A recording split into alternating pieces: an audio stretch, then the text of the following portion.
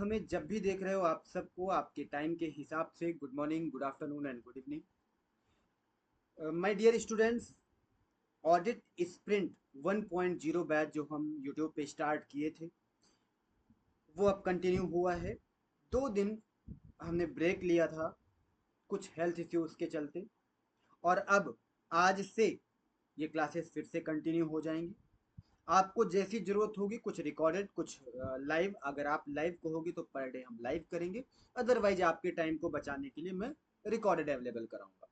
तो जो लोग पहली बार ये वीडियो देख रहे हैं, मैं उन्हें बताना चाहता हूँ कि मैं चैप्टर 1 टू चैप्टर 11 ये पूरा का पूरा ऑडिट कंप्लीट कराऊंगा। इसमें हर एक चैप्टर का एक पूरा का पूरा एक एक कॉन्सेप्ट का रिवीजन इंक्लूडेड है, स्क्रिबलिंग फॉर्मेट में। आई मीन टू से कि मैं स्क्रबल रिवीजन आपको कराऊंगा लिख लिख करके। उसके अलावा हर एक चैप्टर का एक लेक्चर कॉन्सेप्ट का होगा, और उसका सेकंड लेक्चर हम कुछ इंपॉर्टेंट क्वेश्चन आंसर डिस्कशन करेंगे। इससे आपको आइडिया लगेगा कि क्वेश्चन को कैसे लिखना है, क्वेश्चन को कैसे पढ़ना है, और अकॉर्डिंगली आप प्रैक्टिस भी कर सकते हो। तो ये ऑडिट स्प्रिंट 1.0 बैच का ये थर्ड लेक्चर है। फर्स्ट चैप्टर हम कंप्लीट कर चुके हैं विद क्वेश्चन आंसर डिस्कशन, और ये थर्ड नहीं, ये फोर्थ लेक्चर है। और इस फोर्थ लेक्चर में आज हम बात करेंगे क्वेश्चन आंसर, उनके आंसर कैसे लिखोगे। Chapter number 2 that is audit strategy, audit planning and audit program. एक एक क्वेश्चन पे हम बात करेंगे बहुत। सबसे पहले हमारे सामने जो क्वेश्चन है वो ध्यान से आप पढ़ना। Planning is not a discrete phase of audit. और ये बात मैंने अभी अपने रिवीजन वीडियो में, लास्ट वीडियो में मैंने आपको बताई थी कि प्लानिंग एक डिस्क्रीट फेज ऑफ ऑडिट नहीं है। वहां इंपॉर्टेंट भी लिखाया था कि ये क्वेश्चन आपके एग्जाम में पूछा जाएगा, और ये एमटीपी में देखो 5 मार्क्स में आया हुआ है अक्टूबर 18 में। और इतने पहले जब ये क्वेश्चन आया है तो ऑब्वियस सी बात है रिपीट भी कर सकता है। Planning is not a discrete phase of audit but rather a continual and iterative process that often begins shortly after or in connection with the completion of the previous audit and continues until the completion of the current audit engagement। ये तब तक continue रहेगा जब तक का आपका current audit engagement चलता ना रहे। अब क्वेश्चन क्या है वो सुनो। डिस्कस करना है आपको, stating clearly the broad point you would be covering in framing plan to conduct an audit. आपको क्या क्या कवर करना है to conduct audit in efficient and effective manner. अब आप थोड़ा सा कंफ्यूज होगे कि सर मैं इस पे क्या लिखूं। तो पूरे पूरे आंसर को कैसे फॉर आप क्या डिलीवर करोगे, कैसे कंटेंट लिखोगे, मैं बताने की कोशिश करता हूँ। सबसे पहले आपको भी पता है, जैसे आप लिखोगे यहाँ पर अपना आंसर नंबर, यहाँ आपने लिख दिया आंसर। मान लेते हैं क्वेश्चन नंबर 1 का ए है, आपने ऐसे लिखा। अब आप अपना आंसर जब भी लिखना शुरू करोगे उस टाइम पे अब आप ये बात लिखोगे कि जो ऑडिटर है, auditor should plan his work. आपको प्लानिंग की इंपॉर्टेंस तो बतानी पड़ेगी कि ऑडिटर अपना ऑडिट वर्क क्यों प्लान कर रहा है। Auditor should plan his work, क्यों करेगा वो प्लान?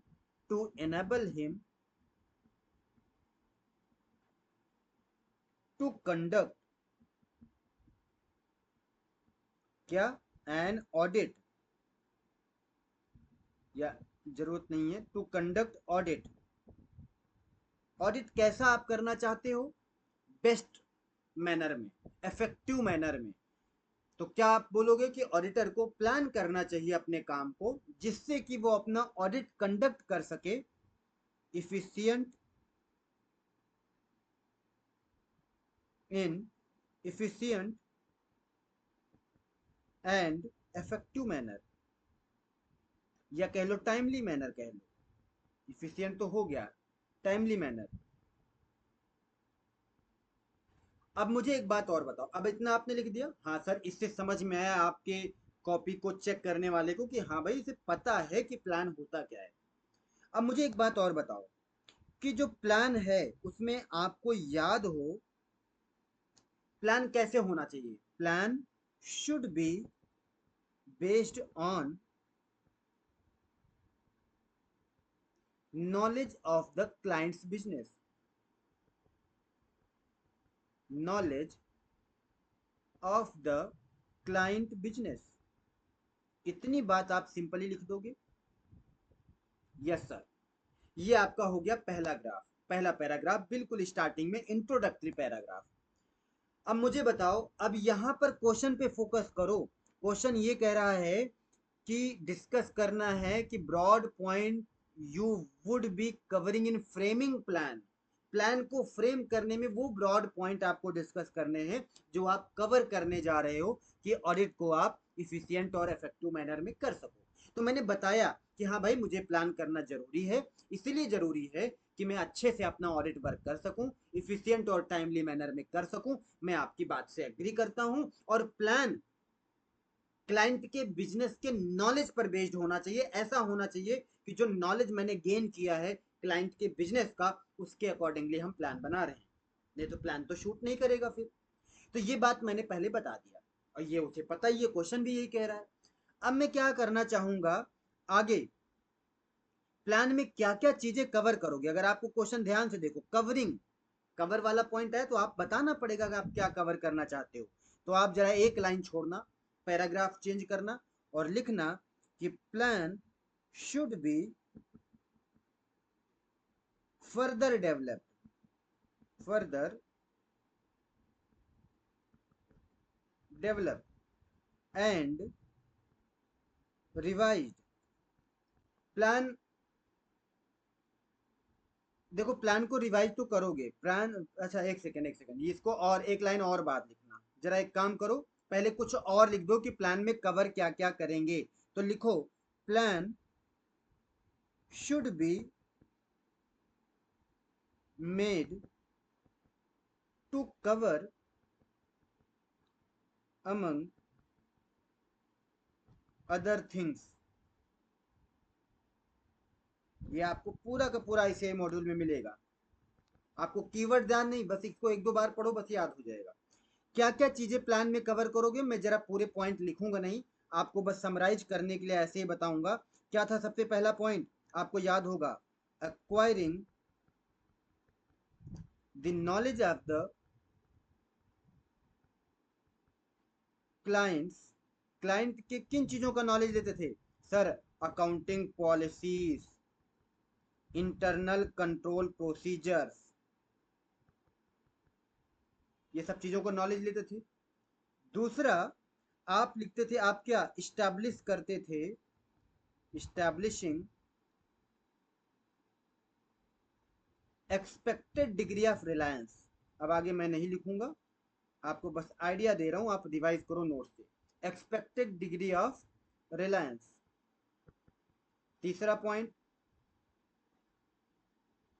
आप क्या इस्टेब्लिश करते थे, क्या डिटरमाइन करते थे, डिटरमाइनिंग, डिटरमाइन करते थे और प्रोग्राम करते थे, प्रोग्रामिंग, प्रोग्राम बनाते थे।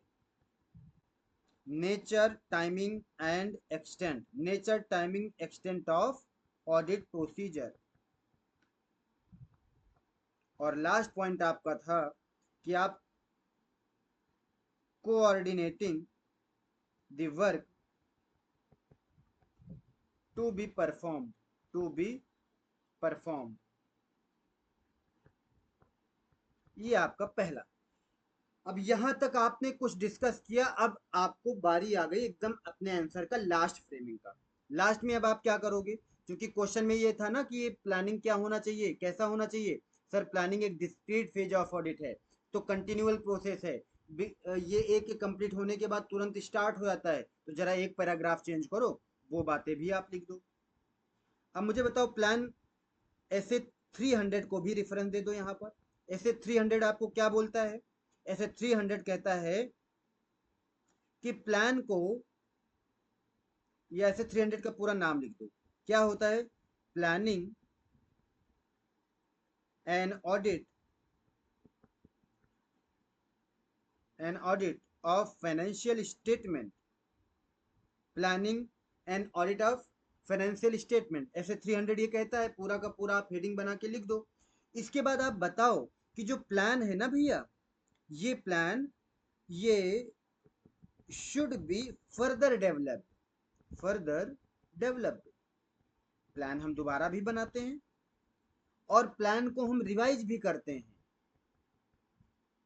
एंड रिवाइज, जब भी आपको ये जरूरी लगता है, as necessary during the course of audit, course of audit. बस इतनी बात लिख दिया। अब इतना लिखने के बाद एक लाइन चेंज करो और अपनी वो बातें लिखो जो मैंने कल के रिवीजन में बताई है। क्या क्या? यही वाली बातें कि planning is not a discrete phase of audit, ठीक है, ये कंटिन्यूअल इटरेटिव प्रोसेस है, ये आपसे स्टार्ट होगा, ऐसे कंप्लीट होगा, ये पूरी बात आप लिख दो और ये आपका क्वेश्चन कंप्लीट हो गया। अब आपको दिख रहा होगा, ऐसे ही आपको आंसर इसमें लिखना है। आई होप आपको समझ में आया होगा। मैं आगे बढ़ता हूं अपने सेकेंड क्वेश्चन पे। सेकेंड क्वेश्चन हमारा क्या कह रहा है? हमारा क्वेश्चन साफ साफ लिखा हुआ है, ध्यान से देखना, कि engagement partner of AST and associates, ये सीए फर्म है, इसे ऑडिट करने के लिए अपॉइंट किया गया है, और is considering as to management of की resources to be employed to conduct of audit. मतलब ये कंसीडर कर रहे हैं कि कौन कौन से रिसोर्सेस हमें यूज करने हैं ऑडिट करने के लिए। अब क्वेश्चन कह रहा है कि आप डिस्कस करो how overall audit strategy assist the auditor. मतलब ये कह लो कि ओवरऑल ऑडिट स्ट्रेटजी जो आप बनाते हो ऑडिटर को कैसे असिस्ट करता है। असिस्ट करने का मतलब किस तरीके से ऑडिटर की हेल्प करता है। मतलब अगर हेल्प करता है तो आप ये बात भी लिख सकते हो कि ऑडिट स्ट्रेटजी स्टैब्लिश करने के बेनिफिट क्या है। बात समझ में आई? तो आप लिखोगे कैसे? आप डायरेक्ट बेनिफिट हेडिंग में डालना, पूरी की पूरी यही बात लिखना कि जो ऑडिटर है आपका वो स्टैब्लिश करता है ऑडिट स्ट्रेटजी। हाँ सर, स्टैब्लिश करता है। क्यों स्टैब्लिश करता है जरा मुझे बताओ। ये स्ट्रेटजी होती क्या है? That sets the scope, timing and direction of audit. ये बात मैंने आपको रिवीजन में भी बताया है, डायरेक्शन ऑफ ऑडिट। ठीक है। अब अगर ये ऑडिट की डायरेक्शन को सेट करता है, स्कोप टाइमिंग डायरेक्शन सेट करता है ऑडिट की, तो एक बात और बताओ, ये प्लानिंग के लिए भी तो फायदेमंद है। अब जो बातें स्ट्रेटजी में होंगी उन्हीं बातों के हिसाब से आपको ऑडिट प्लान बनेगा। बिल्कुल बनेगा। तो ये तो हो गया इसका एक नॉर्मल सा 2 लाइन आपने लिख दिया, ताकि एग्जामिनर को यानी कॉपी इवेल्यूटर को ये बता सको कि भैया मुझे पता है कि ऑडिट स्ट्रेटजी क्या है। अब मैं आपको बताने वाला हूं कि ऑडिट प्लान क्या है, ये आप बताओगे अपने कॉपी पे लिख करके। अब बताओ, ठीक है। अब आप क्या करोगे यहाँ पे? अब आप क्या करोगे? ऑडिट स्ट्रेटजी या इस्टेब्लिशिंग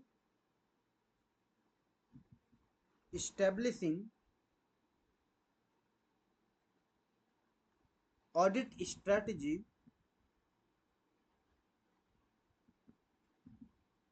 असिस्ट द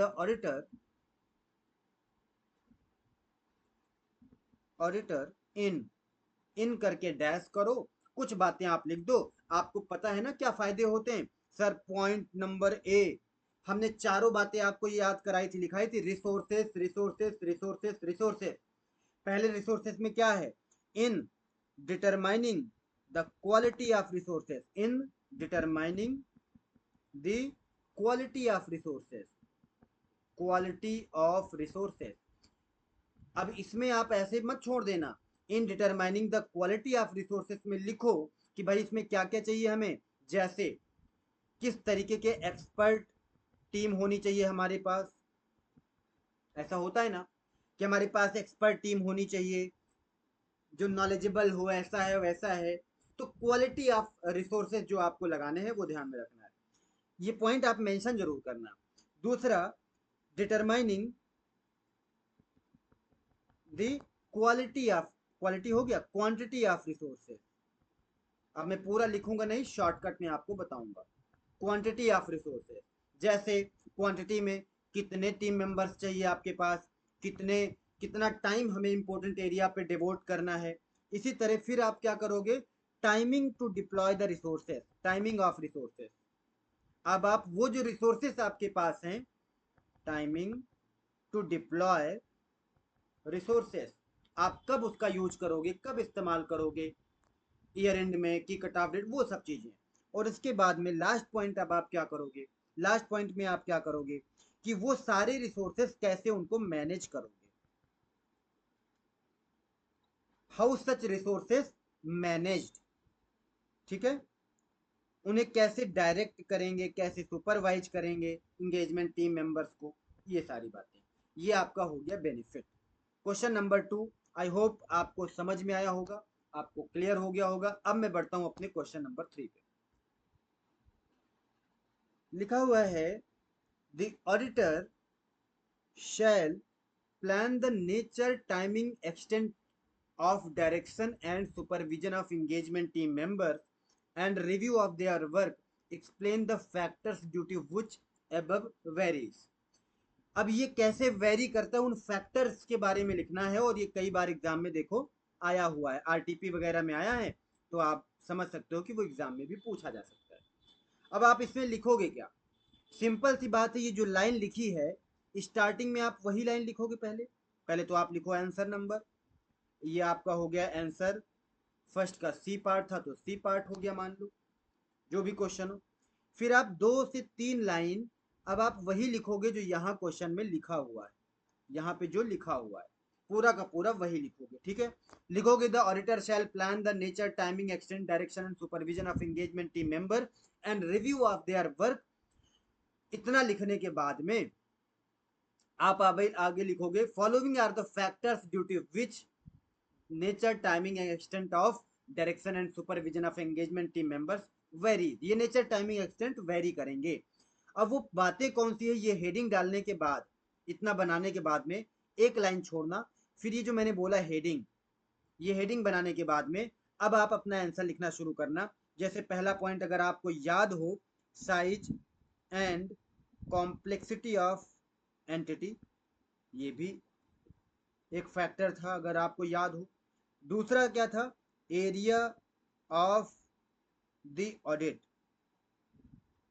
तीसरा क्या था, असेस्ड रिस्क,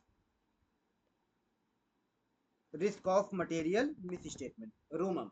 ये 3 पॉइंट आपको लिखने थे, लेकिन उसके पहले मैंने कहा लिखने की कला ये है, पहले ये क्वेश्चन वाला पार्ट आपका हो गया, ये आपका क्वेश्चन वाला पार्ट हो गया।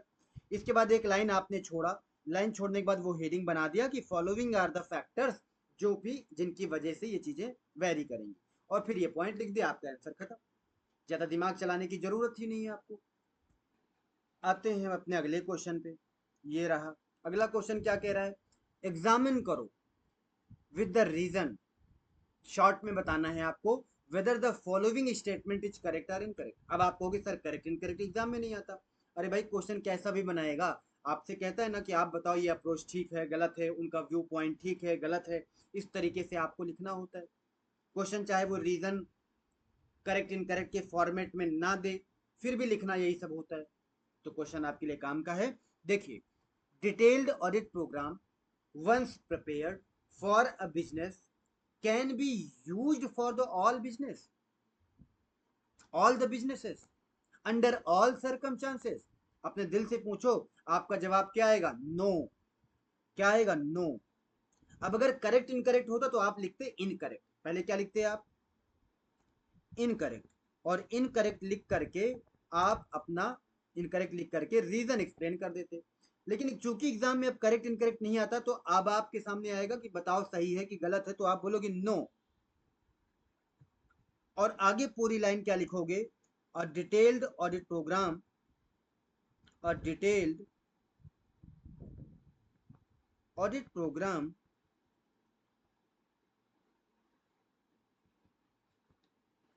once prepared for a business can not be used for all businesses। बड़ा बड़ा लिखना एग्जाम में, छोटा मोटा मत लिखना, एकदम बड़े बड़े फॉन्ट में। For all businesses under all circumstances, ये लिखने के बाद में एक लाइन छोड़ना, यहाँ पे डैश डैश डैश एक लाइन छोड़ दो। उसके बाद अपना रीजन एक्सप्लेन करो क्यों कि बिजनेस वेरी करता है, नेचर में उनके ऑपरेशन का नेचर अलग अलग होता है। और कुछ बताओ आप लोग। Work which is suitable for one business may not be suitable for other business. फिर एक लाइन छोड़ो, अगला पॉइंट लिखो। ऐसे 3-4 पॉइंट हमने आपको लिख करके दिए हैं कि एक ऑडिट प्रोग्राम सबके लिए सेम, सबके लिए हो सकता है कि एप्लीकेबल ना हो, क्योंकि बिजनेसेस का नेचर अलग होता है, उनका कॉम्प्लेक्सिटी अलग होता है, उनका कंपोजिशन अलग होता है, बिजनेस के अंदर के इन्वायरमेंट अलग होते हैं, उनके रिसोर्सेस अलग हैं, उनका फंडिंग अलग तरीके से होती है, तो बहुत कुछ अलग होता है। और इस वजह से एक ऑडिट प्रोग्राम सबके लिए नहीं हो सकता। हर सिचुएशन में, हर सर्कमस्टांसेस में वो सेम नहीं हो सकता, वो यूज नहीं कर सकते हैं। ठीक है, बस यही बात आपको लिखनी थी। ये बहुत छोटा सा क्वेश्चन था, काम खत्म। आते हैं हम अपने अगले क्वेश्चन की तरफ। ठीक है, आर यू रेडी? क्वेश्चन ये है आपका, बिल्कुल क्वेश्चन ये है आपका कि establishing overall audit strategy, the auditor shall, among other consideration, ascertain the nature, timing, extent of resources necessary to perform the engagement. Explain those consideration in detail. और अगर आपको साथियों याद हो तो मैंने आपसे कहा था कि ये एक टॉपिक हमने आपको होमवर्क दिया था कल के, जो रिवीजन वाला वीडियो था आपके सामने जो लाइव किया था हमने, आपको बताया कि ये वाला टॉपिक आपको खुद प्रिपेयर करना है, कोई डाउट रहे तो व्हाट्सएप ग्रुप में आप हमसे पूछना। तो उम्मीद करूंगा कि ये वाला क्वेश्चन अगर आपको याद हो गया हो। याद करिए, इसमें 5 पॉइंट थे, ये होमवर्क था, मैं थोड़ा सा याद करा रहा हूं। पहला पॉइंट था आइडेंटिफाई द करेक्टरिस्टिक्स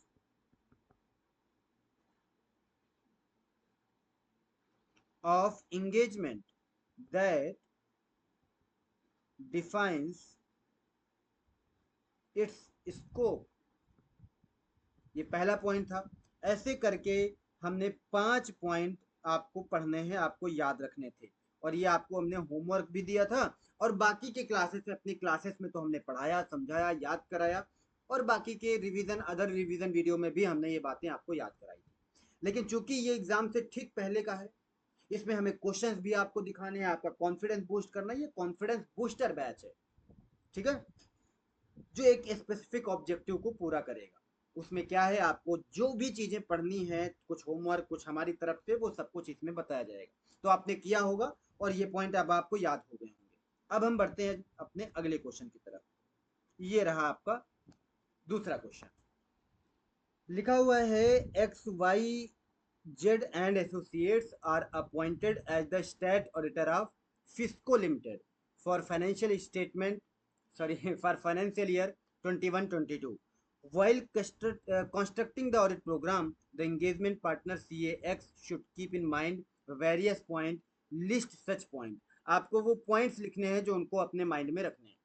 ठीक है, क्या क्या बातें अपने माइंड में रखनी है उन्हें, उसके लिए एक लिस्ट बनानी है, पूरी बातें लिखो।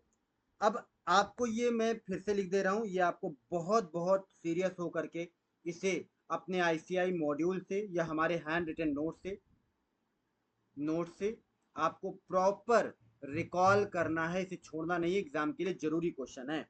थोड़ा सा याद कराने की कोशिश करूंगा कि ताकि आप क्वेश्चन को समझ पाओ। ये डायरेक्ट क्वेश्चन है, इसमें कुछ भी कॉम्प्लिकेटेड नहीं है, कुछ भी अलग से दिमाग नहीं चलाना। याद है आपको स्टे, क्या क्या बातें ध्यान रखनी है कि हमें अपने स्कोप और लिमिटेशंस में रहना है। Stay with in the scope and limitations of assignment, जो भी है। दूसरा पॉइंट क्या था, हमें प्रिपेयर करना है written audit program, written audit program. ठीक है, इसके बाद क्या था, हमें डिटरमाइन करना है ऐसे एविडेंस, ऑडिट एविडेंसेस जो रीजनेबली अवेलेबल हैं, रीजनेबली अवेलेबल। और इनमें से इसके बाद हमें क्या करना था, इनमें से हमें बेस्ट एविडेंस सेलेक्ट करना था, इसमें से हमें बेस्ट एविडेंस सेलेक्ट करना था।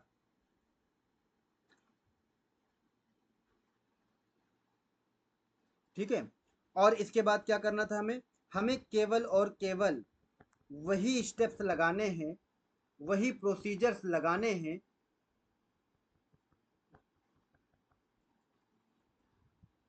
जो यूजफुल हों, जो उपयोगी हों। फिजूल वाले स्टेप्स वगैरह क्या करने, हटा देने हैं। और इसके बाद क्या था, ऐसे करके हमने दो तीन बातें और बताई थी। लास्ट में था हमें कोऑर्डिनेट करना था प्रोसीजर टू बी अप्लाई, जो प्रोसीजर हम अप्लाई करने जा रहे हैं।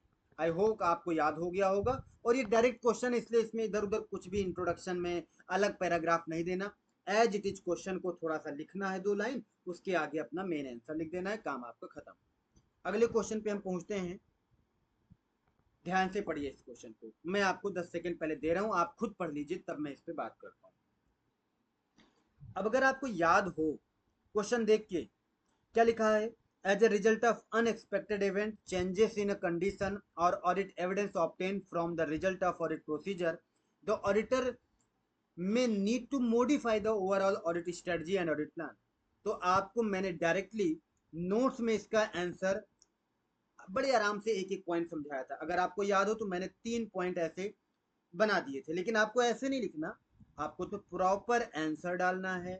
आंसर लिखने के बाद फिर आप यहाँ से स्टार्ट करोगे, ये शुरू की 2 लाइन ऐसे ही जो लिखा है वही लिख दोगे, है ना। वो लाइन लिखने के बाद अब आप बताओगे कि ऑडिट स्ट्रेटजी क्या है, ऑडिट प्रोग्राम क्या है, एक एक लाइन बताओगे। ऑडिट स्ट्रेटजी ओवरऑल अप्रोच, है ना। और ये क्या करता है, ऑडिट स्ट्रेटजी सेट करता है scope, timing and direction of audit, जिसके बाद हम ऑडिट प्लान बनाते हैं। ऑडिट प्लान ऑडिट स्ट्रेटजी में जो बातें कंसीडर किया गया है उसी के हिसाब से आगे बनाई जाती हैं। इसके बाद में दोनों इंटरडिपेंडेंट है ये बताया है। उसके बाद आपको लिखना है चेंज इन वन में result in change in other, अगर स्ट्रेटजी में चेंज करोगे तो ऑडिट प्लान में चेंज करना पड़ेगा, राइट। तो ये कुल मिला के मैंने आपको वहां पर नोट्स में ऐसे करके 3 पार्ट में अपना आंसर फ्रेम करके दिया। शुरू में आपको क्वेश्चन लिखना है जो क्वेश्चन में लिखा है, इसके बाद में आपको ऑडिट स्ट्रेटजी और ऑडिट प्लान के बारे में लिखना है, अलग अलग एक एक लाइन। उसके बाद आप दोनों इंटरडिपेंडेंट हैं, एक में चेंज दूसरे में क्या इम्पैक्ट डालेगा, ये बातें लिखनी है। और लास्ट में क्या करना है, कंक्लूड करना है कि देयर फोर, ठीक है, वो कंक्लूड कर लेना है 2 लाइन कि हाँ भाई एक में चेंज करेंगे तो दूसरे में ऑटोमेटिक चेंज होना पड़ेगा। Done done done. I hope आपको क्वेश्चन देख के ही समझ में आ गया। अगर आपने मेरी रिवीजन वाली लास्ट वीडियो देखी है तो ये क्वेश्चन अब आपको बस केवल एक आइडिया लगना चाहिए कि हाँ भाई आंसर फ्रेम करना आ गया, आपको कॉन्फिडेंस आ गया होगा, याद हो गया होगा कि हाँ इस तरह लिखेंगे तो पूरा आंसर हमारा बन जाएगा। हम अब आगे बढ़ते हैं अपने नेक्स्ट क्वेश्चन की तरफ। अब तक कितने मिनट हुए, 28 मिनट। मैं 5-10 मिनट और लगाऊंगा और ये लेक्चर यहीं पर कंप्लीट करूंगा। चलो जी, ध्यान से देखो क्वेश्चन को। Without adequate knowledge of clients business, आपको क्या लगता है क्लाइंट के बिजनेस का नॉलेज अगर आपको ना हो तो क्या प्रॉपर ऑडिट आप कर पाओगे? द आंसर इज नो, नहीं कर पाओगे सर। क्योंकि जब हमें बिजनेस के बारे में पता ही नहीं है तो ऑडिट हम कैसे करेंगे? It is one of the important principle in developing an overall audit plan. आपको audit plan, overall audit plan develop करना है तो क्लाइंट के बिजनेस का नॉलेज चाहिए, बिना नॉलेज के काम नहीं चलेगा। अब क्वेश्चन कह रहा है एक्सप्लेन करो in context with relevant to essay. अब एसे कौन सा है, याद है आपको प्लानिंग का? एसे 300। तो रिलेवेंट एसे कौन है? 300। ये बात लिख करके ही सामने वाले को एक सूचना दे दोगे कि भाई मुझे नॉलेज है, क्योंकि मेरे एसे का नाम पता है, एसे कौन सा लगेगा वो पता है, अंदर की बात फिर एक्सप्लेन करोगे आप। ठीक है, एक्सप्लेन करना है कि how such an understanding would be helpful to auditor. अब आपको पूरी बात लिखनी है। सबसे पहले आप क्या लिखोगे, वही क्वेश्चन, क्वेश्चन की लाइन लिखोगे कि सर पहले यहाँ आंसर लिखो, आंसर लिखो। आंसर साइड में मत लिखना, सेंटर में लिखना हमेशा। फिर नीचे लिखना कि विदाउट एडिक्वेट नॉलेज, ये एडिक्वेट जो जो क्वेश्चन में आपके लिखा है, without adequate knowledge of clients business a proper audit is not possible. ये बात पूरा का पूरा एज इट इज आप लिख दोगे।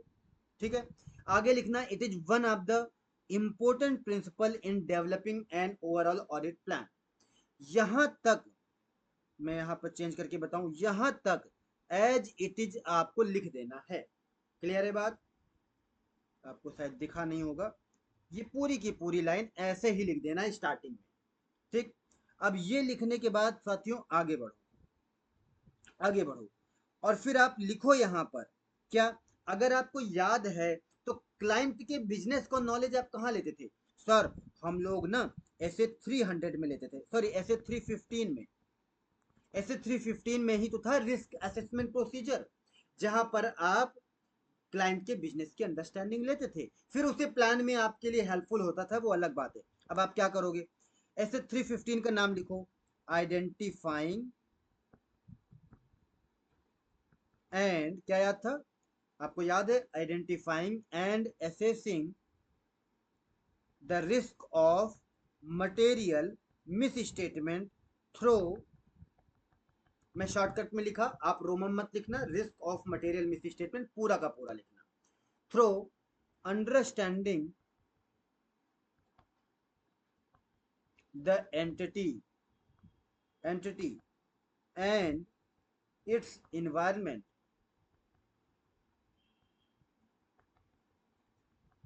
ये आप पहले पूरा का पूरा नाम लिख दो ऐसे 315 का, और इसके हिसाब से बताओ कि दी ऑडिटर शैल, ऑडिटर यहाँ लिखना अकॉर्डिंग टू या एज पर, ऐसे 315 उसका नाम, फिर लिखना ऑडिटर शैल, ऑडिटर क्या करेगा आप लोग बताओ जरा, ऑब्टेन अंडरस्टैंडिंग, आप क्या ऑब्टेन करते थे? अंडरस्टैंडिंग किस चीज की अंडरस्टैंडिंग? Of the following. अब मुझे बताओ किन किन बातों की अंडरस्टैंडिंग आपको लेनी थी, वही बातें आपको यहाँ पर लिखनी है, एक लाइन छोड़ना, एक एक पॉइंट लिखना। पहला क्या लिखना कि वो कंपनी, वो एंटिटी किस इंडस्ट्री से रिलेटेड है, उसकी understanding, relevant industry, regulatory framework वगैरह, ये सारी चीजें याद है। ठीक है, दूसरा आप क्या करते थे? नेचर ऑफ द एंटिटी, आप एंटिटी का नेचर जानने की कोशिश करते थे, उसकी अंडरस्टैंडिंग आपको लेनी थी। सर नेचर ऑफ एंटिटी में क्या क्या था याद है आपको? उसका ऑपरेशन और उसका ओनरशिप, ओनरशिप स्ट्रक्चर क्या है, उसका गवर्नेंस स्ट्रक्चर क्या है, ओनरशिप एंड गवर्नेंस स्ट्रक्चर। और क्या करते थे आप, वो किस तरीके से, वो किस टाइप का इन्वेस्टमेंट उसने किया है, टाइप्स ऑफ इन्वेस्टमेंट, और उसका फाइनेंस कैसे मैनेज होता है, मतलब हाउ इट इज फाइनेंस्ड, उसका फाइनेंस किस तरीके से, कैपिटल स्ट्रक्चर वगैरह कैसा है। ये दो चीजों की अंडरस्टैंडिंग के बाद, इसके बाद आप क्या करते थे, एंटिटी का, जो एंटिटी है, entity selection and application of accounting policies, और अगर अगर कोई चेंज करती है, कोई चीजें अकाउंटिंग पॉलिसी में चेंज करती है तो उसका रीजन क्या है, ये अंडरस्टैंडिंग आप लेते हो। ये अंडरस्टैंडिंग लेने के बाद अब एंटिटी की ऑब्जेक्टिव, स्ट्रेटजी, ये सारी चीजें आप अंडरस्टैंडिंग लेते हो। हम्म, और देखो, हाँ ऐसे करके 4-5 बातों की अंडरस्टैंडिंग आप लेते थे, इस तरीके से आपका आंसर कंप्लीट होता था।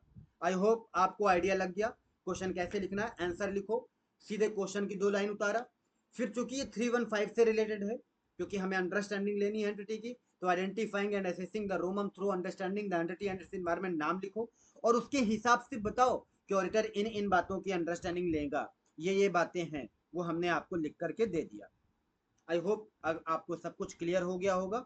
अगले 2 क्वेश्चन हम और करेंगे, आपका कॉन्फिडेंस बढ़ा होगा, जो टाइम बचता है अब आप बाकी के क्वेश्चन अपने आप से कर सकते हो। अगर आपको लगे कि आपको मेरी और हेल्प की जरूरत है इन्हीं क्वेश्चंस में, तो आप हमारे व्हाट्सएप ग्रुप में जुड़ जाइए, वहां से आप मैसेज करिए, क्वेश्चन के स्क्रीनशॉट भेजिए, कुछ भी करिए, बाकी के लोग भी जवाब देंगे, और नहीं देते हैं तो मैं तो हूं ही, एट द एंड मैं तो जवाब आपको दूंगा ही दूंगा।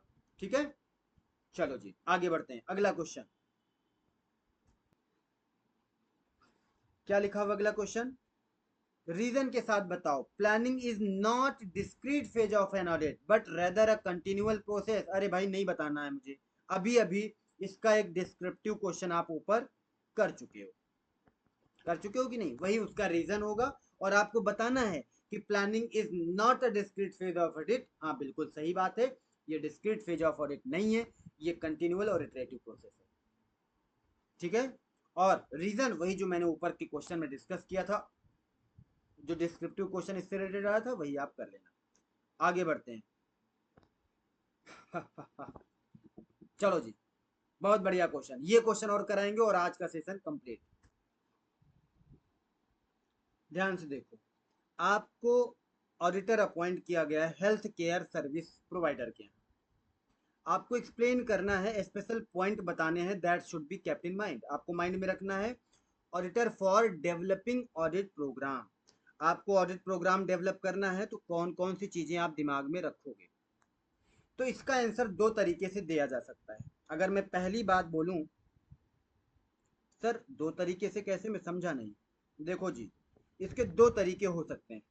मैं सबसे पहले पहला बात करूं तो आप वो लिखो जो कॉमन है, जो ज्यादातर आपको सजेस्टेड आंसर में मिलेगा हर जगह। तो क्या मैं वही बता के काम खत्म करूं? चलो देखते हैं। आपको ऑडिट प्रोग्राम बनाते टाइम किन किन बातों का ध्यान रखना है, हमारी नोट्स में डायरेक्टली इनके पॉइंट्स लिखे हुए हैं। अगर आपको ये एग्जाम में कई बार आरटीपी में 19 में आया है, एग्जाम में जुलाई 21 में आया है, तो रिपीट भी कर सकता है। ध्यान से सुनिए, क्या क्या बातें आप दिमाग में रखोगे जरा बताओ। सर सबसे पहले जो आपको ऑडिट प्रोग्राम होना चाहिए वो कैसे होना चाहिए? रिटेन ऑडिट प्रोग्राम होना चाहिए। अब केवल इतना नहीं लिखना, आप इसके बारे में थोड़ा सा एक्सप्लेन भी करना। रिटेन ऑडिट प्रोग्राम, क्योंकि ओरल जो होता है वो मेंटल होता है, ऑडिट प्रोग्राम हमेशा रिटेन होना चाहिए। ठीक है, रिटेन के फायदे भी लिख देना, एक दो लाइन एक्सप्लेन आप पूरा का पूरा करना। दूसरा पॉइंट क्या है? Instructions to assistant. आपके असिस्टेंट जो हैं, आपके साथ जो ऑडिट करने गए, उनको इंस्ट्रक्शंस प्रॉपर होना चाहिए। प्रोग्राम ऐसा हो कि प्रॉपर उन्हें इंस्ट्रक्शंस मिला हो, कब किस सिचुएशन में वो उन्हें क्या करना चाहिए। तीसरी बात, reliance on internal control. Internal control, इस वाले पॉइंट में क्या होगा, थोड़ा सा आइडिया होगा आपको। अगर आपको कंट्रोल पे रिलाय करना है, आपको प्रॉपर अंडरस्टैंडिंग लेनी चाहिए, आपको पूरी जानकारी होनी चाहिए उनके अकाउंटिंग सिस्टम का, उनके इंफॉर्मेशन सिस्टम का, उनके अकाउंटिंग प्रिंसिपल्स कैसे अप्लाई किए गए, ये सारी चीजों की जानकारी होनी चाहिए। ठीक है,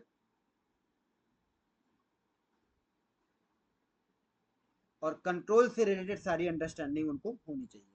आगे सर टाइमिंग की बात कर लेते हैं। टाइमिंग क्या होगा परफॉर्मेंस ऑफ ऑडिट का? टाइमिंग ऑफ परफॉर्मिंग ऑडिट, जरा मुझे बताओ क्या टाइमिंग होगा। अब आप देखो कि किस सिचुएशन में क्या जरूरी है, कैसे हमें ऑडिट करना है, क्या टाइमिंग होगा। कुछ चीजों के लिए आप जनरली क्या होता है, फ्लेक्सिबल होते हैं, अभी नहीं करेंगे कल कर लेंगे। लेकिन कुछ चीजें ऐसी भी हैं जहां आपको उसी टाइमिंग पे करना होता है। अगर मैं इन्वेंट्री का काउंटिंग प्रोसीजर करूं तो उस डेट पे आपको जाना होगा ना, जब मैनेजमेंट ने अपना इन्वेंट्री काउंट प्रोसीजर अपनाया है, जिस टाइम पे उनका जो उनके एम्प्लॉय हैं, जिस टाइम पे उन्हें लगाया है काउंटिंग में, आप तभी जाओगे तभी ऑब्जर्व कर पाओगे। तो timing of performing the audit, ये भी आप सोचो कि क्या क्या होगा, वो ऑडिट प्रोग्राम में आना चाहिए। इन बातों को ख्याल रख के ही ऑडिट प्रोग्राम बना पाओगे। पांचवी बात क्या है?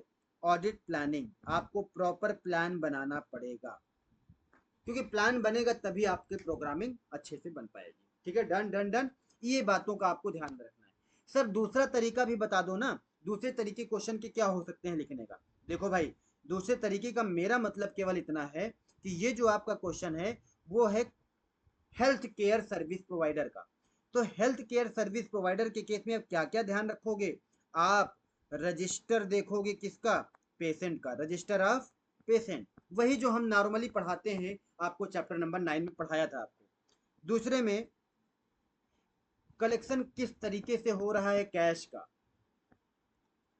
तीसरे में आप ना उनके सब्सक्रिप्शन के बारे में देखो, मैच कराओ कि जो सब्सक्रिप्शन आया है, चंदे का पैसा है, वो कैसे आया है। चौथे में उनका इनकम देखो, इनकम में क्या देखते हो, उनका इन्वेस्टमेंट, कहाँ से इन्वेस्टमेंट से इनकम आया है, कौन सा इनकम उनके रेंट का है। ये सब आपके प्रोग्राम के पार्ट होने चाहिए। इसके बाद में आप क्या करोगे? सर इसके बाद में अगर कोई ग्रांट वगैरह मिला है वो देखो, उनका टीडीएस वगैरह के बारे में देखो। ओके, सर इस तरीके से और बहुत सारे पॉइंट हो सकते हैं, बहुत पॉइंट हो सकते हैं। तो बेटर होगा कि ये वाले पॉइंट जरूर से जरूर याद कर लेना। ये बड़े कॉमन पॉइंट हैं क्योंकि ये आपको मैं चैप्टर 9 पढ़ा चुका हूँ मेन रिवीजन में या फिर मेरे मेन बैच में। तो यहाँ पे मैं अभी उसको दोबारा भी चैप्टर 9 आपको रिकॉल कराऊंगा इस बैच में, तो हो जाएगा। ठीक है, आई होप बात समझ में आई। Thank you so much. इस तरीके से मेरे लगभग क्वेश्चन हुए हैं। एक क्वेश्चन आपका और बचा है, मैं आपको दिखा दूं। एक बारी मैं आपको केवल पढ़ा दे रहा हूं, अगर आप देखना चाहो तो देख लो कि messrs TP and company of firm of chartered accountant KSR limited में ऑडिट करने गए हैं। बहुत सालों से ऑडिट कर रहे हैं। KSR limited has diversified their business, business को डाइवर्सिफाई किया है नए नए एरिया में लास्ट ईयर। और senior member of the audit team handed over the standard audit program. आपको ऑडिट प्रोग्राम बनाना है earlier years to the audit assistant and instructed them to follow the same. मतलब जो पहले से ऑडिट करते रहे हो, आपने प्रोग्राम बनाया है, अपने जो आर्टिकल्स थे, जो आपके असिस्टेंट्स थे, उनको आपने स्ट्रिक्टली कहा इसे भैया फॉलो करो। Assistant are conducting the audit accordingly, assistant ने उसी हिसाब से काम किया। Whether the attitude of the audit assistant is justifying, are they required to keep an open mind, yes और नो। मैंने अभी अभी लास्ट वीडियो में आपको बताया कि आपको यानी असिस्टेंट को ओपन माइंड भी रखना चाहिए। हमने आपको ऑडिट प्रोग्राम की लिमिटेशंस बताई, फिर बताया कि उसे ओवरकम कैसे करें। वहां पर आपको बताया कि आपका जो प्रिंसिपल है यानी आप जो ऑडिटर है उसे रिसेप्टिव एटीट्यूड अपनाना है। उसे अपने आर्टिकल्स को, अपने असिस्टेंट्स को इंकरेज करते रहना पड़ेगा कि to be a open mind, खुले दिमाग से ऑडिट करो। मैं जो कह रहा हूं फॉलो करो, लेकिन अपना भी दिमाग चलाना मत भूलो। और कोई खास सस्पिशियस बातें आए तो तुरंत तुरंत तुरंत मेरी जानकारी में जरूर से जरूर देना। ये सारी बातें मैंने लास्ट लेक्चर में बताई थी, वही वाला क्वेश्चन है ये। ठीक है, और आपको आंसर फ्रेम करना अब आ गया है। थैंक यू सो मच मेरे प्यारे प्यारे साथियों, thank you thank you thank you. ये आपका पूरा का पूरा रिवीजन, चैप्टर 2 का रिवीजन के साथ साथ कुछ क्वेश्चन आंसर जो मुझे लगता है आपको जरूर जरूर बताने चाहिए, वो मैंने आपको बताया। और हाँ, इस चैनल पर अगर आप नए हो तो सब्सक्राइब जरूर कर लेना, वीडियो को लाइक भी कर देना, अपने दोस्तों को शेयर कर देना कि पूरे 11 चैप्टर पूरा कॉन्सेप्ट रिवीजन के साथ साथ क्वेश्चन अच्छे अच्छे इंपॉर्टेंट क्वेश्चन उनके साथ हम जरूर डिस्कस करेंगे कि एग्जाम में उन्हें किसी चीज का डर ना लगे। ओके, हमारे व्हाट्सएप ग्रुप में एमसीक्यू सेशन होता है हर एक दिन, जो कल से फिर से स्टार्ट है 2 दिन का ब्रेक के बाद। उसमें हम लगभग लगभग हर चैप्टर के 2-3 केस सिनेरियो बेस्ड क्वेश्चन और 10-15 क्वेश्चन बढ़िया से आपके पूरे क्वेश्चन को ध्यान में रखते हुए पूरे चैप्टर को बना के देते हैं, जो एग्जाम में आपकी हेल्प करेगा। ओके, और हमारे व्हाट्सएप ग्रुप में ज्वाइन कर लेना, इस चैनल को सब्सक्राइब करना। मेरे साथ अगर आप एक फैमिली की तरह आप हमारे साथ जुड़ना चाहते हो तो इंस्टाग्राम पे मिस्टर कॉमर्स वाला सर्च करके वहां भी हमें आप फॉलो कर सकते हो। और एक और आपसे एक्सपेक्टेशन है मेरी, बस छोटी सी, अगर आपको लगता हो कि मैं एक वैल्यूएबल एफर्ट आपके लिए लगा रहा हूँ, तो इस वीडियो के लास्ट में जब आप पूरा वीडियो देख लें, समझ लें, तो कमेंट बॉक्स में जाना, वहां एक रियल जिन्युइन कमेंट ड्रॉप कर देना कि भाई साहब, जो नया बच्चा अगर इस वीडियो को देखना चाहे और कमेंट बॉक्स में चेक करे कि फीडबैक क्या है, तो उसे ये एग्जैक्टली पता हो कि ये वीडियो के 1 घंटे आधे घंटे अपना टाइम देने के बाद उसे क्या मिलने वाला है, ताकि अगर उसे इस वीडियो की रिक्वायरमेंट हो तभी देखे, अपना फिजूल का 1-1.5 घंटे हमारे वीडियोस में बर्बाद ना करे। इसीलिए वो आपकी कमेंट देखकर उसे आइडिया लग जाएगा। तो एकदम जिन्युइन, एकदम सच अच्छा कमेंट जो आपको लगे कि देना चाहिए, वो जरूर से जरूर देख लेना। आपका कमेंट, आपका ये जो फीडबैक है, आपके वीडियो पर जो लाइक है, अपने दोस्तों को जो आप शेयर करते हो, यही हमें मोटिवेट करता है। जब हमें मालूम चलता है कि सर आपका नंबर, सर मुझे किसी मेरे आपके किसी पुराने स्टूडेंट ने हमें रेफर किया, हमें बताया कि आप सर की वीडियो देखो, आप सर से बात करो, सर आपकी हेल्प करेंगे, तो मुझे ये वर्थ लगता है, मोटिवेटिंग लगता है। आपको मोटिवेट करने के लिए हम आ जाते हैं, और हमारे जैसे न जाने कितने टीचर और भी आ जाते हैं जो हमसे बहुत अच्छे टीचर आपको गाइड करने के लिए यूट्यूब पे शायद आपसे पर्सनली भी कनेक्ट होंगे। लेकिन हमारे पास मोटिवेशन का एकमात्र सोर्स है, आपके लिए बहुत सारे टीचर हैं, हमारे पास सिर्फ और सिर्फ आपका वो कमेंट है, आपका वो ऑनेस्ट रिव्यू है। Okay, thank you so much. मिलेंगे कल हम अपने चैप्टर नंबर 3 के रिवीजन में। तब तक के लिए बाय बाय, गुड नाइट।